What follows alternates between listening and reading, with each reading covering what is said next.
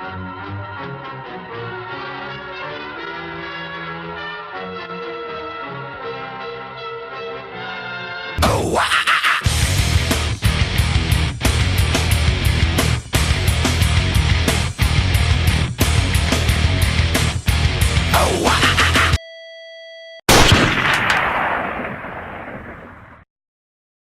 everyone, Jim Carey's of Smiles for Cinephiles here again. This is it, a comprehensive guide to your standard zombie apocalypse. From lumbering shufflers to swarming berserkers, how it all works, zombie brain biology, how to survive the zombie apocalypse, real life zombies, all this and 100 headshots along the way. Welcome to Zombie 101. They must be destroyed on sight.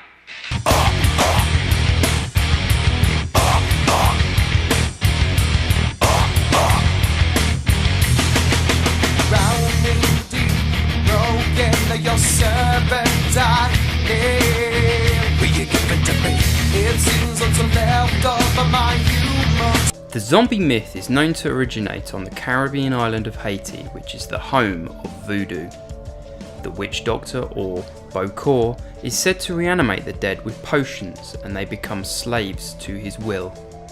This legend may have arisen as a fear born out of the history of the slave trade. More recently, a social and psychological explanation has been proposed. It is not uncommon to find mentally unwell people roaming in rural Haiti.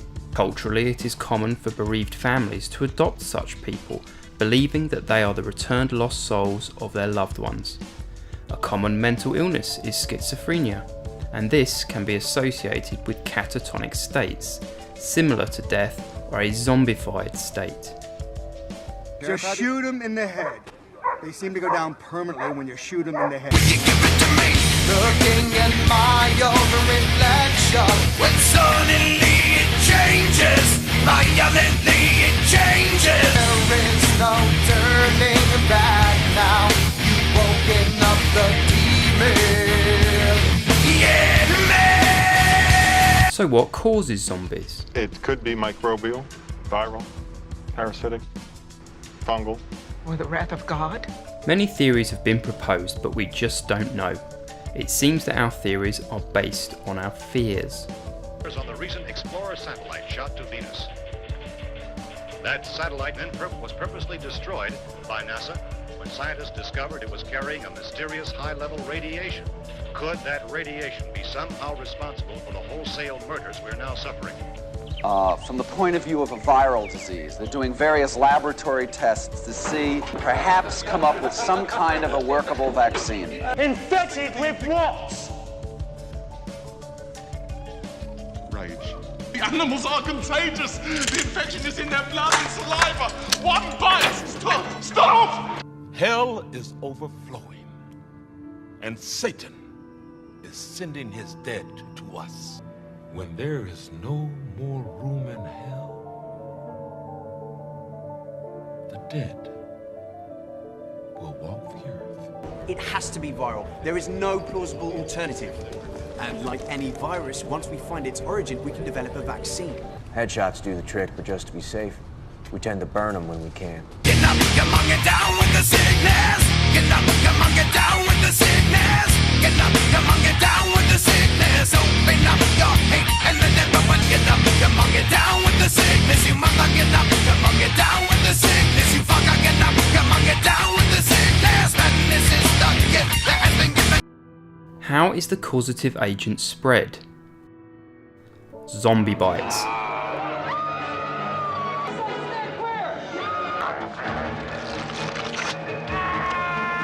A healthy human mouth has 20 billion bacteria in it. The dead are teeming with infection. Their bites are literal pus buckets. All bodily fluids have the potential for spreading infection. The agent can be ingested, absorbed through a mucous membrane,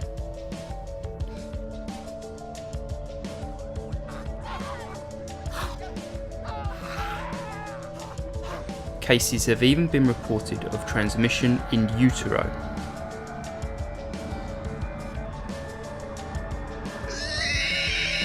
Interspecies transference is also a possibility.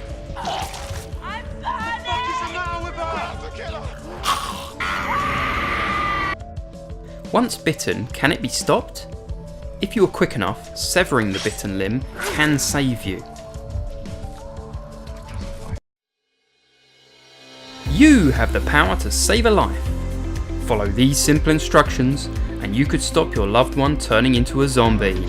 Render the patient unconscious with whatever is to hand. Don't waste your time assessing the zombie bite, just get that arm off quickly. Remember, the bones are hard. Uh-oh, they made a mistake. Always apply the tourniquet before the limb is severed. If this happens, try this top tip. Cauterize that open wound to prevent fatal exsanguination. It's as easy as that.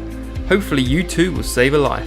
Remember, keep a gun pointed at their head just in case.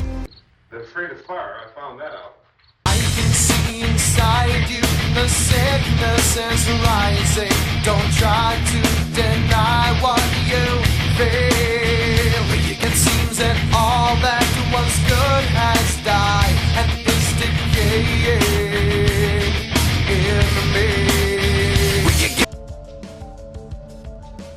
It invades the brain like meningitis. The adrenal glands hemorrhage, the brain goes into shutdown, then the major organs, then death.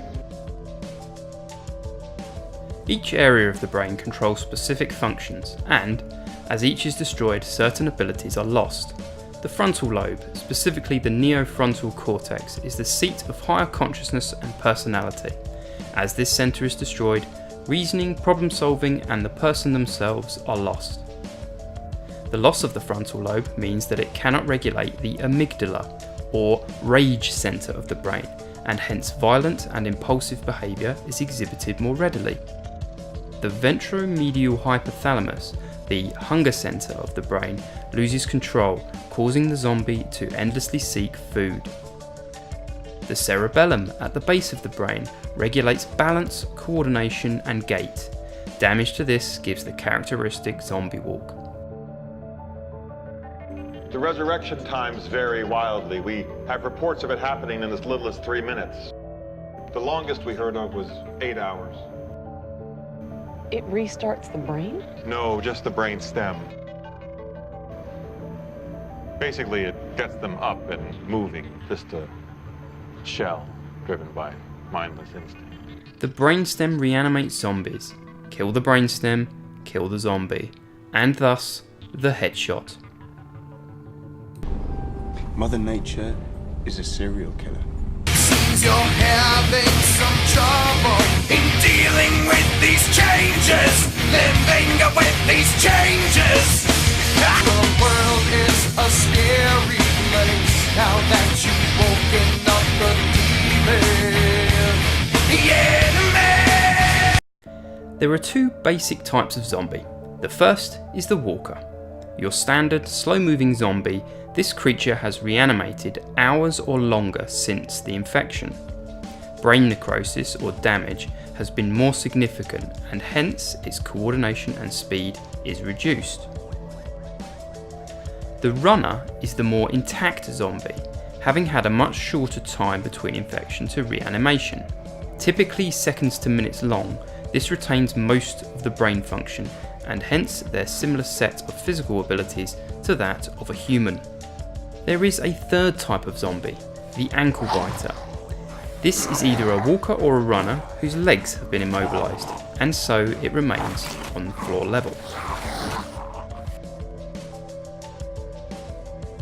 So where are the best places to survive the zombie apocalypse? Go to the mall.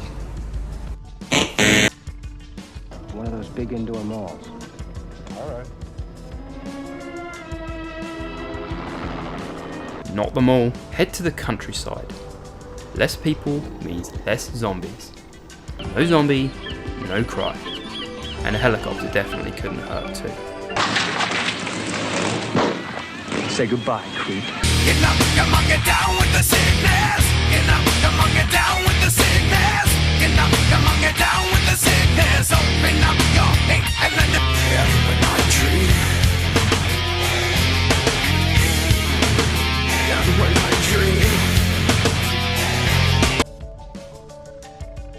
Wade Davis, a Harvard ethnobotanist, analysed zombie potions on Haiti and found a pufferfish-derived neurotoxin called tetrodotoxin present in some of them. This chemical is a nerve blocker. It causes numbness and paralysis and can put the victim in a coma. If they survive the first 24 hours, recovery can occur in a few days.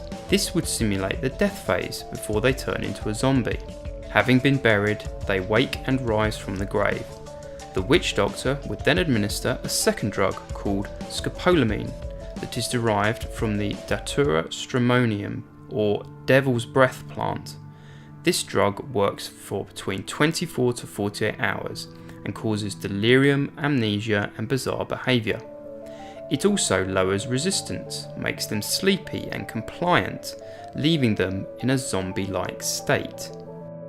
So, zombifying someone may actually be possible, but both of these chemicals can kill, and they will do so in only small amounts. And, as with any drug, it will need to be administered again and again.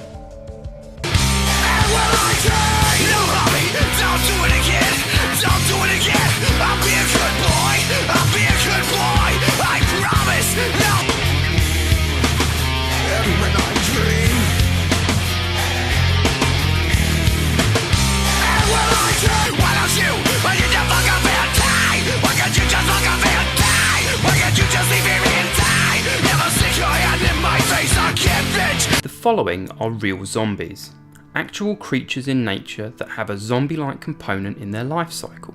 This species of wasp injects its eggs into a ladybird.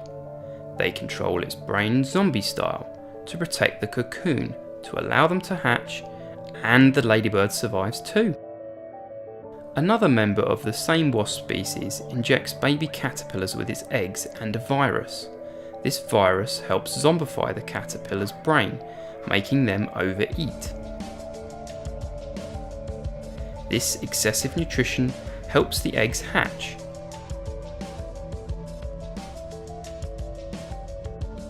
Again, the caterpillar survives and helps to protect the cocoon. A different wasp species lays a blood-sucking egg on a spider's back. The egg grows into a larva that mind controls the zombie spider to weave a special web. Upon hatching, the larva eats the spider.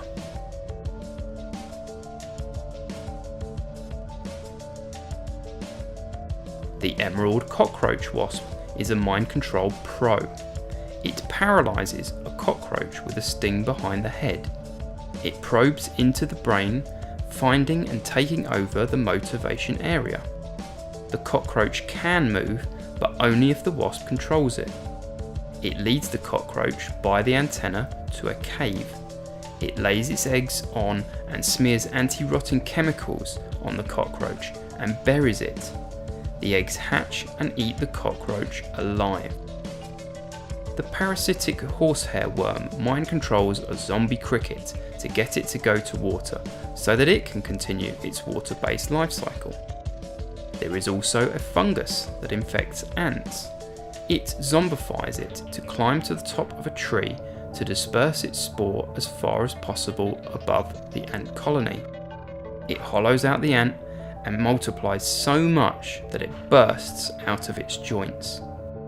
Toxoplasma is a bacteria that reproduces in cats' guts. It infects rodents and zombifies them to find cats by seeking out, rather than avoiding, the smell of the cat's urine. Nature is much weirder than folklore.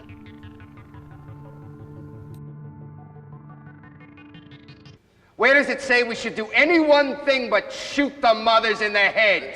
Get up, come on, get down with the sickness. Get up, come on, get down with the sickness.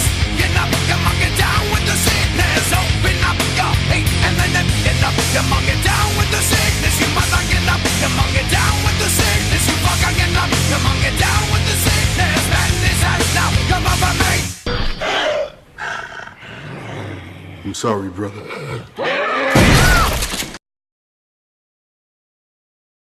Right, that just about covers everything. Let me know what you think in the comments below, hit that like button and subscribe to the channel. and make sure you click on the bell to keep you up to date with my latest videos. Thanks for watching, see you again soon.